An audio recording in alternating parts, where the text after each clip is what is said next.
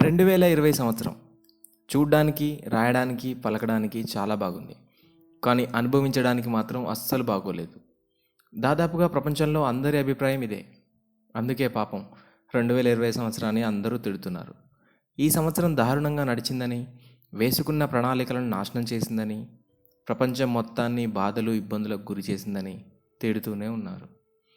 Corona pandemic, Australia bush fire, Beirut పేలుడు, ఇలా ఆర్థిక, సామాజిక, పారిశ్రామిక, విద్య, వైద్య రంగాలను 2020 సంవత్సరం దారుణంగా ప్రభావితం చేసింది.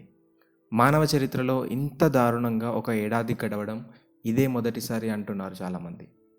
కానీ వాళ్ళు అనేది అక్షరాలా తప్పు.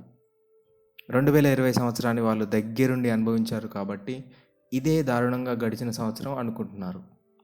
కానీ ఒక్కసారి చరిత్రను తిరిగేస్తే ఇంతకంటే దుర్భరంగా గడిచిన ఏడాదులు ఎన్నో ఉన్నాయి.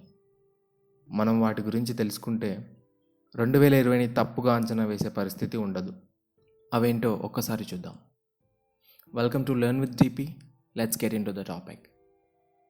నెంబర్ 1, క్రీస్తుపూర్వం 536వ సంవత్సరం. మానవ చరిత్రలో దుర్భరంగా సాగిన జీవితాలకు పునాది వేసిన సంవత్సరం ఇది. ఈ ఏడాదిలో యూరప్, మెసపటోమియా, చైనా ప్రాంతాలు తీవ్రంగా ప్రభావితమయ్యాయి. ఐస్లాండ్లో అగ్నిపర్వతం బద్దలవడంతో దాని నుంచి వచ్చిన ధూళి కారణంగా ఆ చుట్టుపక్కల నివసించే వాళ్ళు 18 నెలల పాటు సూర్యుడిని చూడలేదు. మండు వేసవిలో కూడా దారుణమైన చలి పెట్టింది. యూరప్, ఆసియాలను కమ్మేసిన ఆ పొగల వల్ల అత్యంత చల్లని సంవత్సరంగా రికార్డుకెక్కింది. ఐర్లాండ్, స్కాండినేవియా, చైనాలో పంటలు దెబ్బతిన్నాయి. ఇది కాదన్నట్లుగా ఆ ఏడాది ముగిసే నాటికి మరో అగ్నిపర్వతం బద్దలైంది. దీంతో పరిస్థితి ఇంకా విషమంగా మారింది. వీటికి తోడు మధ్యధరా ప్రాంతంలో చెలరేగిన ప్లేగు వ్యాధి 35 నుంచి 55% జనాభాను మట్టుపెట్టేసింది. నెంబర్ 2, క్రీస్తు శకం 1316వ సంవత్సరం. ఏడాది మొత్తం వర్షమే పడింది. కేవలం వర్షాకాలంలో మాత్రమే కాకుండా వేసవిలో, శిశిరకాలంలో కూడా జనాలు తడిసి ముద్దయ్యారు. ముఖ్యంగా యూరోప్లోని ఇంగ్లాండ్ దేశ ప్రజలు చాలా ఇబ్బందులు పడ్డారు. పంటలు పండక ఆకలితో చచ్చిపోయారు. కొందరు ఆకలి తట్టుకోలేక తమ కుటుంబ సభ్యులను చంపి తినడం మొదలుపెట్టారు. కుటుంబాలు చిన్నాభిన్నమై విచ్చలవిడిగా తిరిగారు. ఈ కాలంలో జరిగిన సంఘటనలే హ్యాన్సెల్ అండ్ గ్రేటెల్ కథలకు మూలంగా తీసుకున్నారు. ఈ కాలంలో 10 నుంచి 20% జనాభా అంతరించిపోయింది. నెమ్మదిగా 1317 వేసవి కాలం నాటికి కానీ పరిస్థితులు సాధారణ స్థితికి రాలేదు. నెంబర్ 3, 1347వ సంవత్సరం. ఈ సంవత్సరంలోనే ది బ్లాక్ డెత్ అని పిలిచే సంఘటన జరిగింది. నల్ల సముద్రం నుంచి 12 పడవలు వచ్చి సిసిలీలోని మెసీనా ఓడరేవు వద్ద ఆగాయి. అందులో ఉన్న వాళ్ళందరూ దాదాపు చనిపోయారు. కొద్దో గొప్ప బతుకున్న వారి శరీరం మీద రక్తం కారుతూ పసతో ఉన్న నల్లటి కురుపులున్నాయి. ఇవి ప్లేగు వ్యాధి లక్షణాలు. అక్కడి రగుసా ఓడరేవు అధికారులు పడవల ద్వారా వచ్చిన వారిని ఐసోలేట్ చేసి సామాజిక దూరం పాటించడం వల్ల ఈ జబ్బు వ్యాప్తిని త్వరగా తగ్గించగలిగారు. క్వారంటైన్ అనే పదం అప్పుడు పుట్టిందే. అయినప్పటికీ 60% యూరోపియన్లు ఈ జబ్బు బారిన పడి ప్రాణాలు వదిలారు. యూరప్తో పాటు ఆసియాలోని కొన్ని ప్రాంతాలు కూడా తీవ్రంగా ప్రభావితమయ్యాయి. నెంబర్ 4, 1492వ సంవత్సరం. ఈ కాలంలోనే ఉత్తర అమెరికా, యూరప్ ఖండాలు గడ్డు పరిస్థితులను అనుభవించాయి. క్రిస్టఫర్ కొలంబస్ ఉత్తర అమెరికా జాడను కనిపెట్టాడు. అలా కనిపెట్టి పాత ప్రపంచంలో ఉన్న వ్యాధులన్నింటినీ అక్కడి కొత్త ప్రపంచానికి అంటించాడు. దీంతో ఆయా వ్యాధులకు సరైన వ్యాధి నిరోధక శక్తి లేని స్థానిక ప్రజలందరూ మిలియన్ల సంఖ్యలో పిట్టలు రాలినట్టు రాలి ప్రాణాలు వదిలారు. Smallpox, measles, influenza, bubonic plague, diphtheria లాంటి 30 రకాల జబ్బుల వల్ల 90% మంది స్థానిక ప్రజలు చనిపోయినట్లు చరిత్ర చెబుతోంది. మరోవైపు ఇంగ్లాండ్లో క్యాథలిక్ మోనార్కులు ఫెర్డినాండ్, ఇజబెల్లా కలిసి మోరిష్ గ్రనాడాను చేజిక్కించుకునే క్రమంలో 5 లక్షల మంది ముస్లింలు ప్రాణాలు కోల్పోయారు. నెంబర్ 5, 1520వ సంవత్సరం. దక్షిణ అమెరికా, మధ్య అమెరికా దేశాలు ఈ కాలంలో చాలా ఇబ్బందులు పడ్డాయి. స్పెయిన్ నుంచి హెర్నన్ కోర్టే బలగాల ద్వారా అమెరికాలోకి స్మాల్ పాక్స్ వ్యాధి ప్రవేశించింది.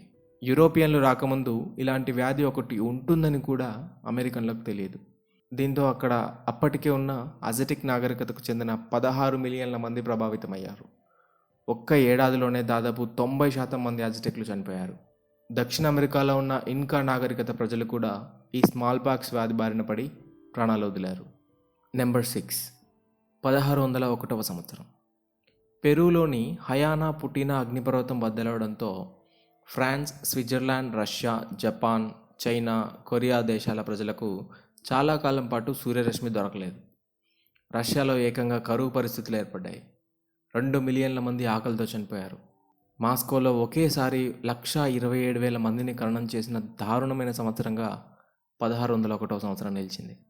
నెంబర్ 7, 1783 సంవత్సరం. 1783లో ఐస్లాండ్లోని లాకీ అగ్నిపర్వతం పేలడంతో ఉత్తరార్ధగోళం మొత్తం ప్రభావితమైంది. ఈ పేలుడు ద్వారా విడుదలైన సల్ఫర్ డయాక్సైడ్ కారణంగా ఋతుపవనాలు రాకపోవడంతో భారతదేశంలో చాలీసా కరువు వచ్చింది. ఈ కారణంగా ఢిల్లీలోని గ్రామాల్లో ప్రతి 3 ఒకరు ప్రాణాలు విడిచారు. ఏకంగా 11 మిలియన్ల మంది వరకు ఆకలితో చనిపోయారు. నెంబర్ 8, 1919 సంవత్సరం. ఈ ఏడాదిలో అమెరికా, యూరప్, రష్యాలు ప్రభావితమయ్యాయి. మిలియన్ల మంది ప్రజలు స్పానిష్ ఫ్లూ ద్వారా చనిపోతుంటే, మరోవైపు వర్సైల్స్ సంధి, హిట్లర్ పురోగమనం లాంటి సామాజిక కారణాల వల్ల రెండో ప్రపంచ యుద్ధానికి పునాదులు పడ్డాయి. అలాగే మొదటి ప్రపంచ యుద్ధం కారణంగా మార్పులకు గురైన ప్రపంచ భౌగోళిక పటం చిన్న చిన్న యుద్ధాలకు కారణమైంది. దీంతో ఎంతోమంది దారుణంగా ఇబ్బందులు పడ్డారు. ఇక రష్యాలో సివిల్ వార్ వల్ల కూడా అక్కడి ప్రజలు తీవ్ర ఇబ్బందుల పాలయ్యారు. నెంబర్ 9, 1943 సంవత్సరం. దారుణమైన రెండో ప్రపంచ యుద్ధ గడ్డు పరిస్థితులు కొనసాగుతున్న సమయం అది. అసలు అప్పట్లో ఉన్నవాళ్ళు ఎలా భరించారో తలుచుకుంటేనే ఒళ్ళు గగురు పొడి చేస్తుంది. నాజీల మారణకాండ, యూద వలసల కారణంగా 1.2 మిలియన్ల మంది కష్టాల పాలయ్యారు. ఇక భారతదేశంలోని బెంగాల్లో ఘోరమైన కరువుతో 3 మిలియన్ల మంది ఆకలితో చనిపోయారు. అలాగే అమెరికాలో వర్ణ వివక్ష గురించి జరిగిన విధ్వంసం వల్ల కూడా ఎంతోమంది ఇబ్బందులు పడ్డారు.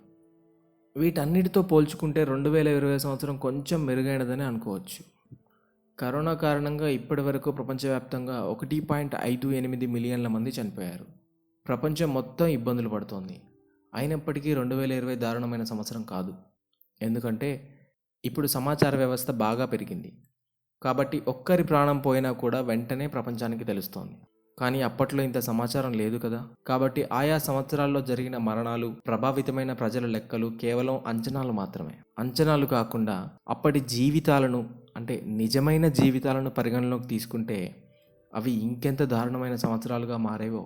అందుకే ఇప్పుడు ఎలాగూ పరిస్థితులు చక్కబడుతున్నాయి కాబట్టి 2020 సంవత్సరాన్ని తిట్టడం మానేసి కొత్త సంవత్సరానికి స్వాగతం పలికే ఏర్పాట్లు చేసుకుంటే మంచిది. Thank you for watching.